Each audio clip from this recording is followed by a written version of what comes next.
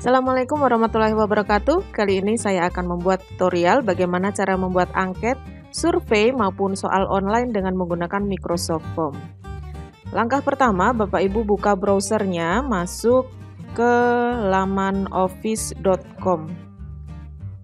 Syaratnya Bapak Ibu harus mempunyai akun Microsoft 365 ya. Lalu kemudian sign in.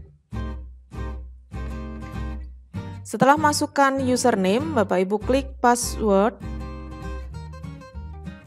Setelah itu masuk sign in ke halaman Office fitur-fitur dan aplikasi Office 365. Ada banyak sekali aplikasi fitur Office 365. Silahkan Bapak Ibu klik form. Klik form, masuk ke Microsoft Form, akan ada dua pilihan. Yang pertama adalah form dan yang kedua adalah quiz. Untuk membuat angket survei, Bapak Ibu klik form. Untuk membuat penilaian online, Bapak Ibu klik quiz. Kita akan membuat contoh untuk angket ataupun survei. Saya berikan contoh di situ. Ini adalah tempat untuk menuliskan judul. Jadi apa survei ataupun angket apa yang Bapak Ibu akan buat, silahkan ketikkan di sini. Contoh yang saya buat adalah pendaftaran webinar pelatihan, misalkan.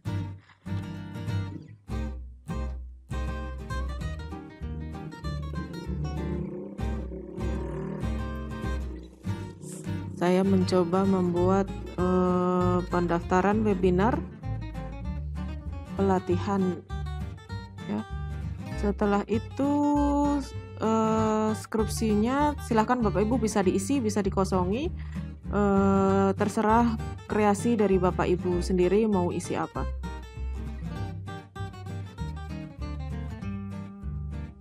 Nah, setelah itu Bapak Ibu bisa menampilkan atau menambahkan gambar di judulnya juga bisa, ataupun mengganti tema. Ini misalkan diganti temanya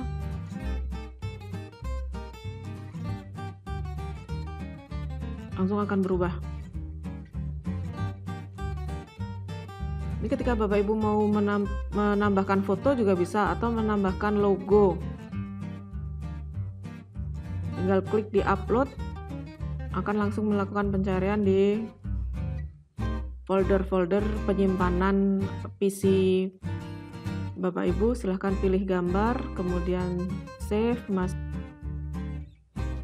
Nah, setelah muncul, kita akan mencoba untuk memulai membuat pertanyaan. Untuk memulai, kita add new. Bisa kita mulai dengan pertanyaan pertama, biasanya nama lengkap ya, berarti add new dan jawabannya adalah teks. Kita klik required untuk jika pertanyaan ini harus diisi oleh responden. Kita lanjut ke pertanyaan kedua, add new. Lalu kita coba untuk pilihan ganda ya, biasanya setelah nama itu jenis kelamin. Pilihan pertamanya berarti laki-laki, lalu pilihan keduanya perempuan. Setelah itu kita coba tambahkan lagi pertanyaan berikutnya, add new lagi dengan teks asal sekolah. Asal sekolah bisa diisi. Kemudian misalkan kita mau buat sectionnya, jadi itu section pertama atau bagian pertama diisi dengan biodata, lalu bagian yang kedua baru diisi dengan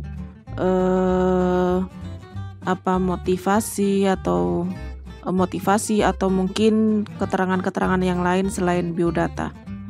Jadi bisa kita isi sesuai dengan kreasi Bapak Ibu mau mengisinya dengan apa, atau perintahnya atau deskripsinya. Kita masuk coba ke pertanyaan dengan teks. Misalkan pertanyaannya motivasi apa mengikuti kegiatan ini. Berarti biasanya kalau motivasi apa, biasanya jawabannya panjang ya. Kita klik long answer dan kita klik juga untuk harus diisinya. Kita coba tambahkan pertanyaan lain setelah motivasi. Misalkan pertanyaannya dalam bentuk pilihan, jadi kita pilih yang pilihan ganda ya. Misalkan pertanyaannya adalah mengetahui pelatihan ini dari mana, gitu ya. Bapak Ibu misalkan masuk ke pilihannya, misalkan pilihannya adalah yang pertama mungkin dari atasan atau dari media sosial, bisa dari media sosial, lalu yang kedua dari atasan, yang ketiga dari teman. Setelah itu kita bisa tambahkan lagi soalnya. Kalau mengetahui dari media sosial, berarti dari media sosial apa gitu ya. Silakan diklik, misalkan media sosialnya yang pertama WhatsApp, lalu yang kedua Instagram misalkan, yang ketiga Facebook. Ini sudah ada langsung pencariannya ya, misalkan yang berikut. Nah, kita bisa menambahkan untuk others sebenarnya.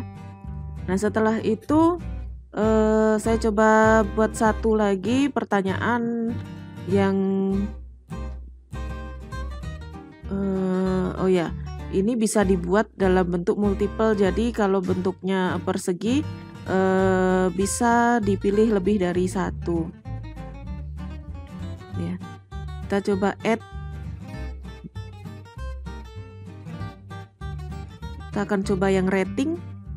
Kita akan menanyakan bagaimana pendapatnya atau pandangannya tentang pelatihan ini, atau boleh pertanyaan tentang apa saja.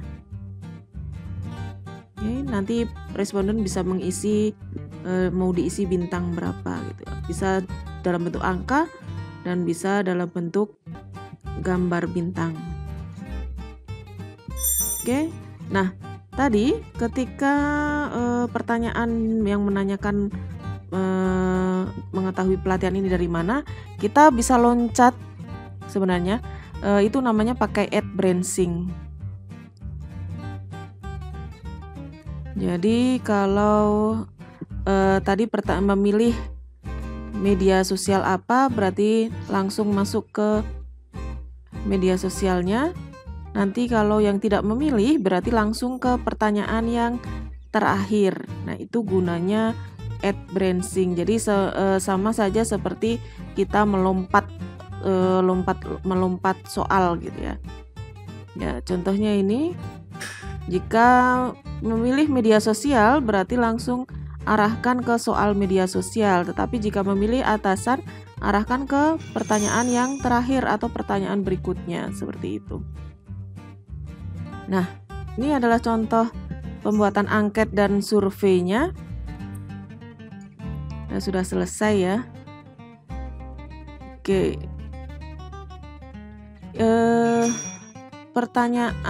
Bentuk pertanyaan model mau buat yang bagus atau yang bagaimana, itu tergantung dari kreasi Bapak Ibu sendiri ya. Kita akan coba preview, melihat seperti apa tampilannya.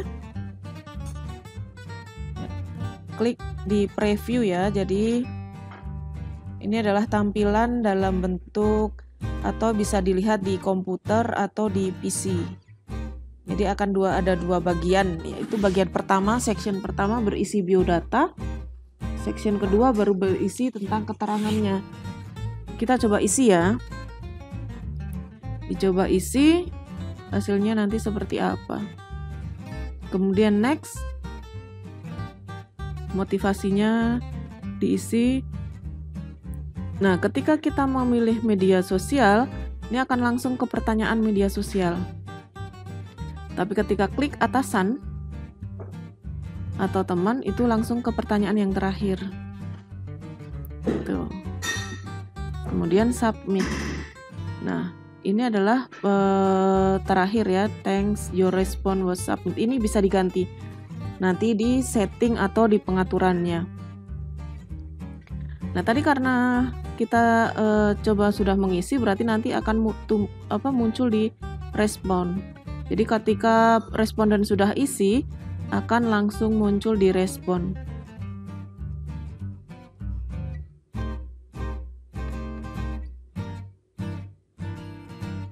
Oke, sudah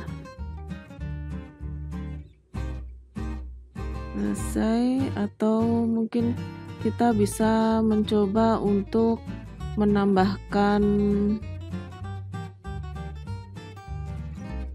apalagi yang belum ya, menambahkan tanggal lahir agar kita bisa lihat pilihan kalendernya ya. Kalau tanggal lahir berarti isinya harus menggunakan kalender.